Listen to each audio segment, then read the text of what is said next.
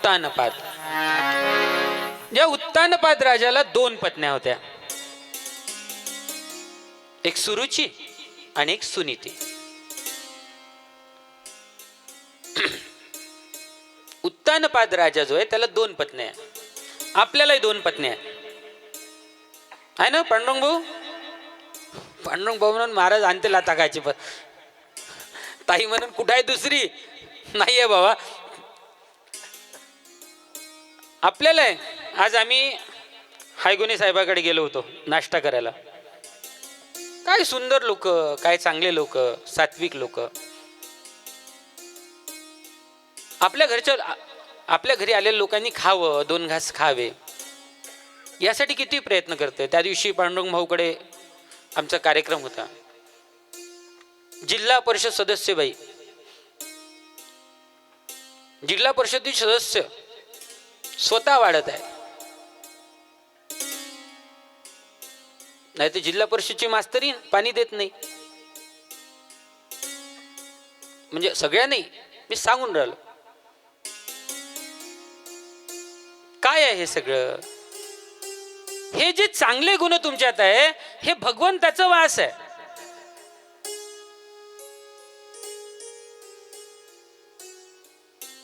काल आम्ही त्या घरी गेलो, सुरुजेश साहेबाच्या घरी, देवदासी सुरुजेशगड. पोरग बायको सगळेजण सुंदर जेवण बनवलं. जेवायला वाढलं पाहिजे, यांनी जेवले पाहिजे. आपल्या घरी लोक आले, यांना जेवू घातलं पाहिजे, एवढी तगमग त्यांची. कारण तुमच्या घरी सुनीती आहे. समजलं का पांडुरंग भाऊ? पांडुरंग भाऊ वर्धेले येते, खूप जोरात रोप झाडते. कोणाच्या भरोशावर? सगळेजण सांगा ना, खरे बोला ना. गावात लोक भेटा का द्यायले? कोणाच्या भरोशावर एवढा जोर दाखवते? अरे कोणाच्या भरोशावर? हा, कोणाच्या भरोशावर? बाईच्या भरोशावर. समजलं का? बाईने म्हणलं असतं माझ्या घरी माणूस नाही पाहिजे, काय माणूस रस्त्याने आला असता, घरीच तमाश चालू केले असते, भांडे फेकणं. कुठचं राजकारण, कुठचं काय? लोकांनी म्हणलं ह्या माणूस वे, या घरी घोटभर पाणी प्यायला भेटत नाही. हे सगळं जे चालू आहे ना पांडुरंग भाऊ, त्या माऊलीची कृपा आहे. रोज तिले नमस्कार करत जा.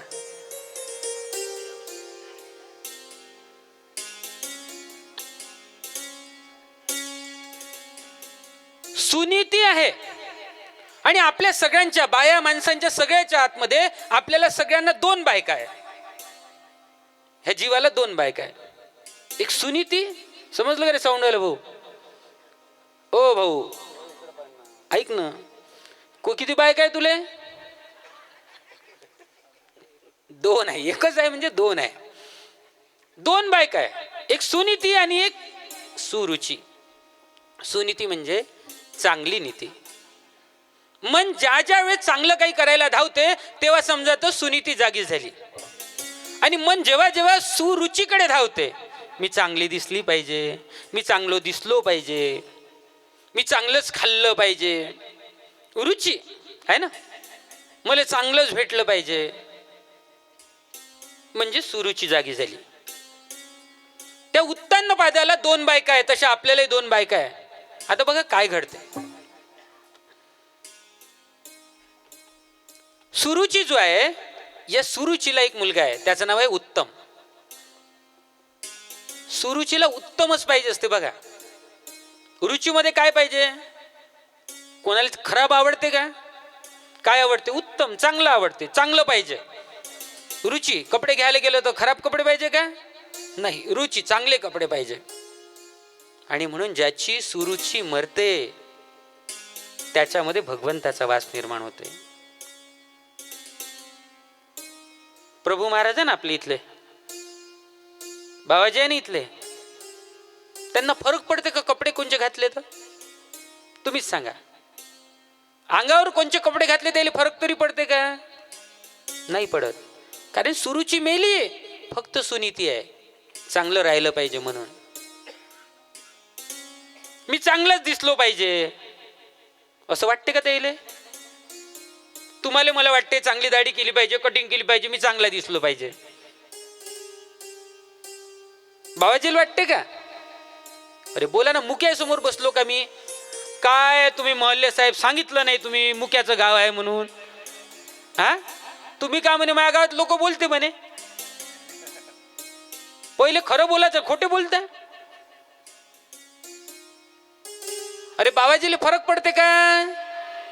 अरे मुके नाही वाटते, मला वाटलं मुकेच आहे. बाबाजीला फरक नाही पडत, कारण सुरुची मेली. मी कसा दिसतो, मी कसा राहतो, मला कोण काय म्हणते याचा ज्याला फरक पडत नाही, त्याची सुरुची मेली, त्याच्या जीवनाचा उद्धार झाला. त्यांच्यामध्ये सुनीती आहे. फक्त त्यांना चिंता यायची आहे, माझी नीती स्वच्छ असली पाहिजे, कोणाचा 1 रुपया खाल्ला नाही पाहिजे, कोणाला दुखवलं नाही पाहिजे, कोणासोबत चांगलं राहिलं पाहिजे, कोणाचं भलं झालं पाहिजे, ही नीती आहे. आणि ज्याच्या अंतःकरणात नीतीचा वास असते, ईश्वर त्याच्या शरीरामध्ये वास करते. हा माझा अनुभव आहे, म्हणून तुम्हाला सांगतो. म्हणून त्यांच्या अंगात जे काही तुम्ही सांगता ना, लोक म्हणते चमत्कार होते, चमत्कार, हे चमत्कार हे काही याच्यामुळे होते, कारण त्यांची सुरुची मेली आणि सुनीती जिवंत आहे.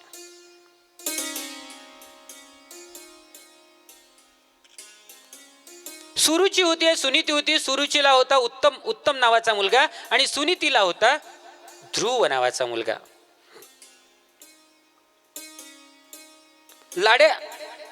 राजाची लाडकी कोण असेल? सुरुची. कोणाला नीती आवडते हो? इथं बसलेले शोधले, ती 1-2 सोडले, तर कोणाला नीती आवडत नाही. आवडते का नीती? नीती म्हणजे नीतिमत्तेनं राहायचं, कोणासोबत खोटं बोलायचं नाही, वाईट काम करायचं नाही, जास्त उधळपट्टी करायची नाही, सत्संगात जायचं, चांगलंच राहायचं, कोणाचं वाईट म्हणायचं नाही, कोणाबद्दल वाईट विचार करायचा नाही. कोणाला आवडते हे? आम्हाला तर पहिले आवडते. सकाळी उठलं, माय तिचं काय झालं, बरं झालं तिचं वाईट झालं, म्हणून सगळ्यांना सुरुची आवडते, रुची आवडते, गोष्टी करणं आवडते.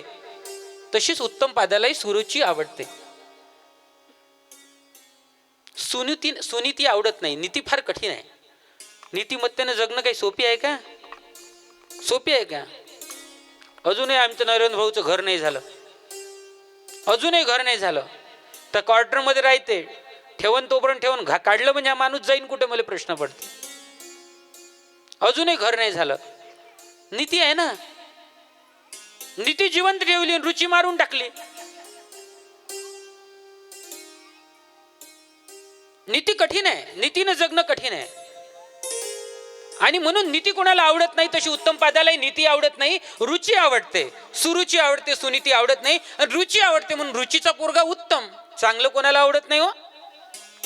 चांगलं कोणाला आवडत नाही? महागाचे कपडे आवडते का नाही? फक्त तुम्ही आवडते नाहीत नाही म्हणा, नाहीत हो म्हणा. महागाचे कपडे, जोरात बोला, महागाचे कपडे आवडते. मोठं जात घर, मोठी जात गाडी आवडते ना. आणि हे सगळं कुठून येते? हे काही सुनीतीने येते का? नीतिमत्तेने येते का? याच्यासाठी 2 नंबर करास लागते. उत्तम पादाला सुनीती आवडत नव्हती, सुरुची आवडत होती, जशी आपल्या सगळ्यांना आवडते. आणि सुरुचीचा पोरगा उत्तम, तो त्याला आवडत होता. कोणाला उत्तम नाही आवडत? सगळ्यांना उत्तम आवडते, चांगलं सगळ्याला आवडते.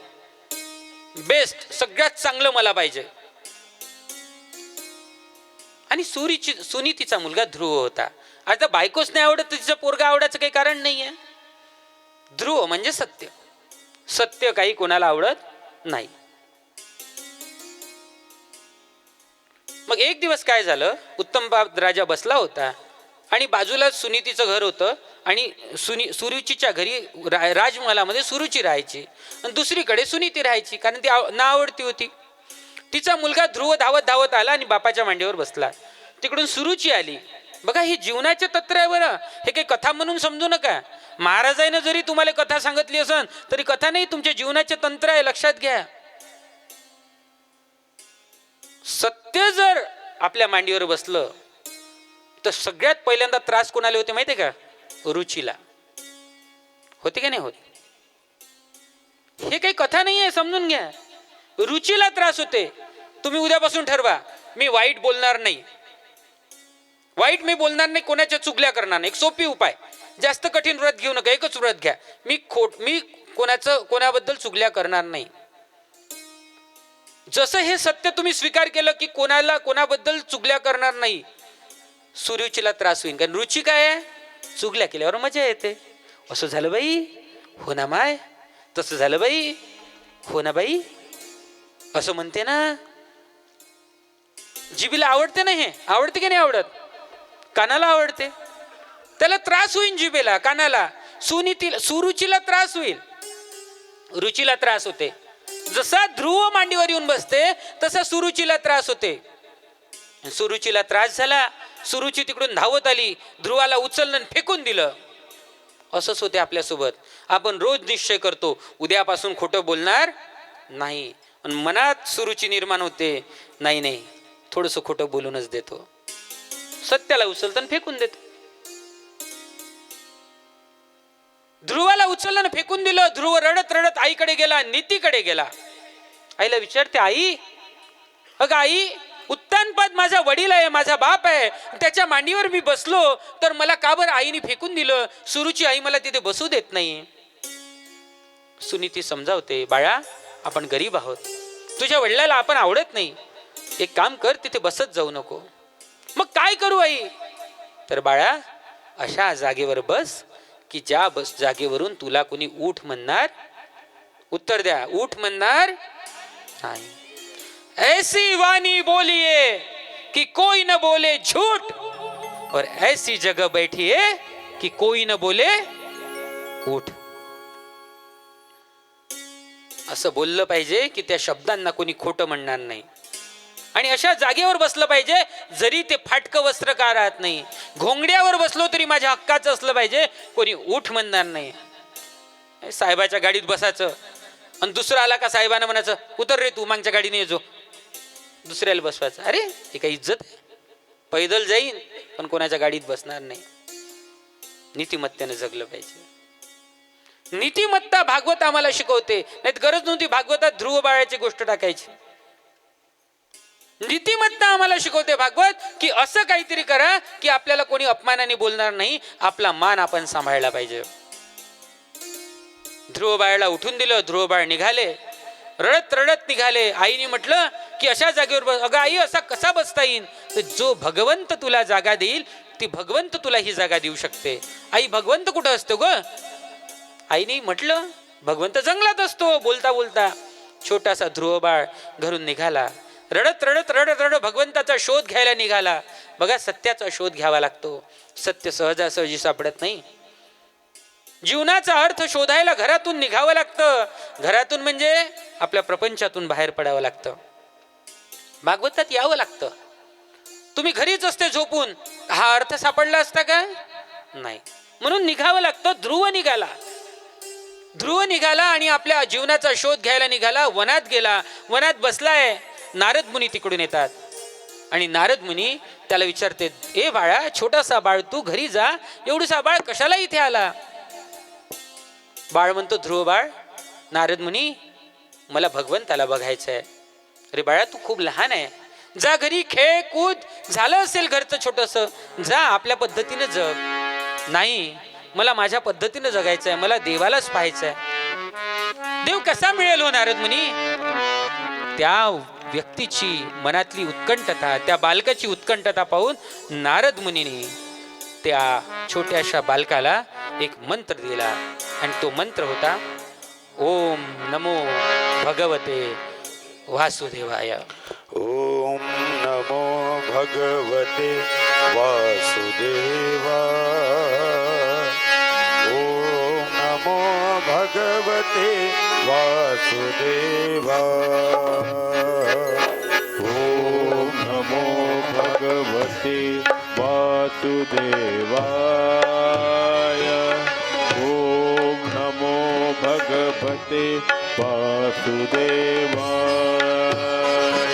ओम नमो भगवते वासुदेवाय.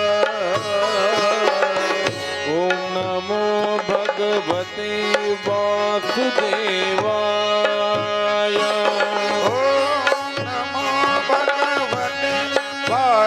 वासुदेवा ओम नमो भगवते वासुदेवाय नमो भगवते वासुदेवाय ओम नमो भगवते वासुदेवाय ओम नमो भगवते वासुदेवाय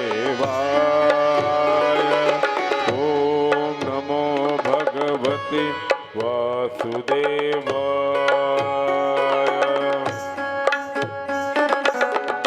ओम नमो भगवते वासुदेवाचा मंत्र भगवंतानी दिला आणि ध्रुव बाळाने, छोटासा ध्रुव बाळ अढळ पदावर त्या ठिकाणी त्या वनामध्ये ओम नमो भगवते वासुदेवाय सत्याचा शोध घ्यायला लागला. आणि त्या ध्रुव बाळाला एक दिवस साक्षात भगवंत आले आणि दर्शन दिलं. आणि ध्रुव बाळाला भगवंतानी दर्शन दिलं. ध्रुवाच्या उजव्या गालाला भगवंतानी शंख लावला आणि भगवंत विचारतात ध्रुवाला, हे बाळा, एवढी घनघोर तपस्या तू केली, तुला काय पाहिजे? आणि भगवंताला ध्रुव बाळ सांगतात, भगवंता, मला असं स्थान दे की ज्या जागेवरून कोणी मला उठ म्हणणार नाही, अशी जागा मला दे. आणि भगवंतानी ध्रुव बाळाला या जगात अढळ स्थान दिलं आणि ध्रुव बाळ या जगात अढळ झाला. बोला ध्रुव भगवान की भोला फिरा रहा था ध्रुव बाल बन बनो में भोला फिरा रहा था ध्रुव बाल बन बनो में ऐसी जगह दिलाए ऐसी जगह दिलाए कब हो न उठ पावे. ओम नमो भगवते वासुदेवाय ओम नमो भगवते वासुदेवाय.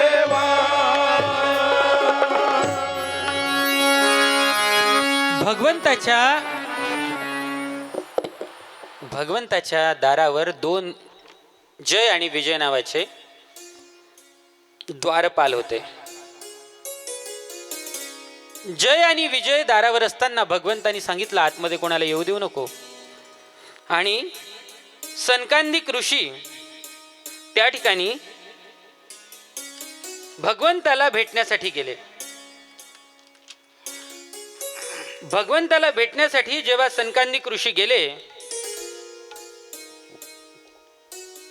त्यावेळेस सनत, सनातन, सनंदन आणि सनत कुमार हे 4 ऋषी भगवंताला भेटायला गेले. आणि जय विजयांनी सांगितलं की भगवंत आतमध्ये आराम करत आहे, तुम्हाला मी आतमध्ये जाऊ देणार नाही. ऋषींचा अधिकार फार मोठा होता. आणि या जय विजयाने त्यांना अडवलं. त्यांनी सांगितलं, अरे आम्ही प्रभूचे भक्त आहोत, आम्हाला अडवण्याचा तुला अधिकार नाही, आम्ही प्रभूच्या भक्तीत विघ्न करणार नाही, आम्हाला जाऊ दे. त्यांनी ऐकलं नाही. आणि म्हणून सनकादिक ऋषींनी त्या जय विजयाला श्राप दिला की तुम्ही राक्षस योनीत जन्माला याल आणि तुमचं अकल्याण होईल. मग जेव्हा त्यांनी विनंती केली तेव्हा त्यांना सांगितलं की तुमचा उद्धार मात्र भगवंताच्या हाताने होईल. आता आपण भगवंताची आजची शेवटची कथा ऐकणार आहे आणि त्यानंतर आपण आजचा दिवस थांबवणार आहे. मी कालच सांगितलं होतं तुम्ही मधातून उठून जात नका जाऊ, मला त्याचं डिस्टर्ब होते. हां, आता शांत बसा.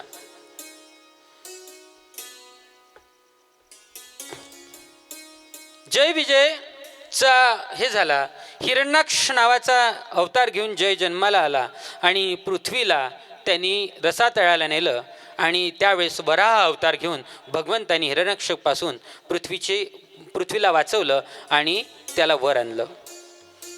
त्यानंतर हिरण्यकश्यपू नावाचा अवतार, हिरण्यकश्यपू नावाचा एक राजा जो जय विजयाचा अवतार होता, तो या पृथ्वीवर आला. हा राक्षस होता हिरण्यकश्यपू आणि याला भगवंताचा वेड नव्हतं, याला भगवंताचा राग होता. चांगले कर्म करणाऱ्या लोकांचा याला राग यायचा. आणि ह्या हिरण्यकश्यपूला 4 मुलं झाली आल्हाद, अनुलाद, सल्लाद व प्रल्हाद. हे 3 मुलं जे होते, हे 3 मुलं हे हिरण्यकश्यपू सारखे होते.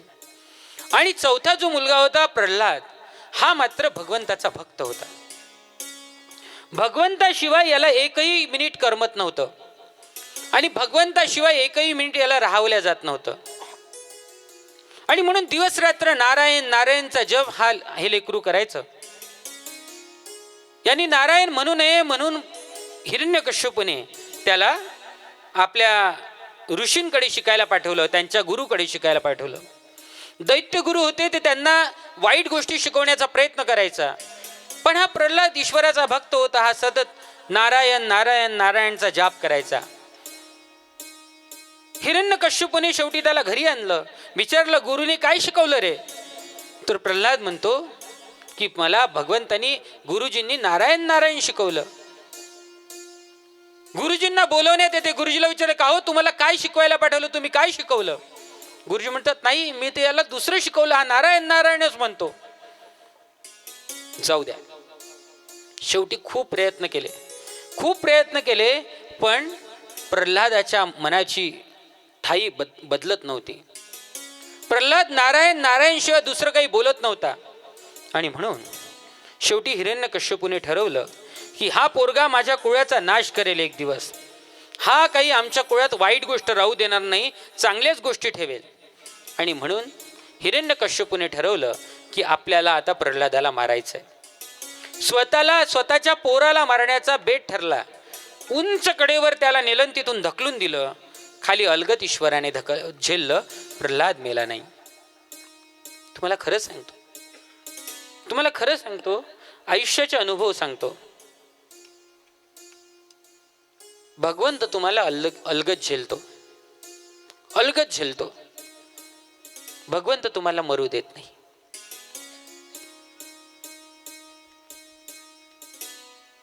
आत्ता 1-1.5 महिन्याआधीची गोष्ट आहे.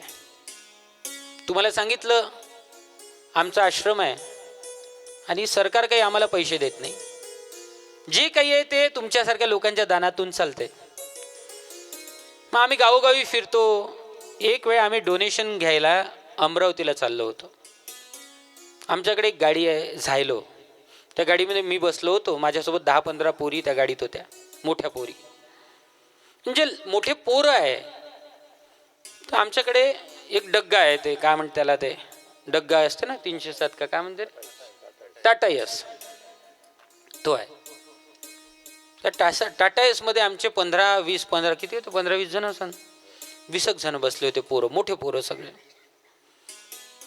आणि मी अमरावतीसाठी निघालो. सकाळी आंघोळ पाणी केलं, जेवणाचे डबे बनवले, बेसन बनवलं, एवढ्या 4-5 पायल्याच्या पोळ्या तयार केल्या. कुठे जाता, कोणाला माग.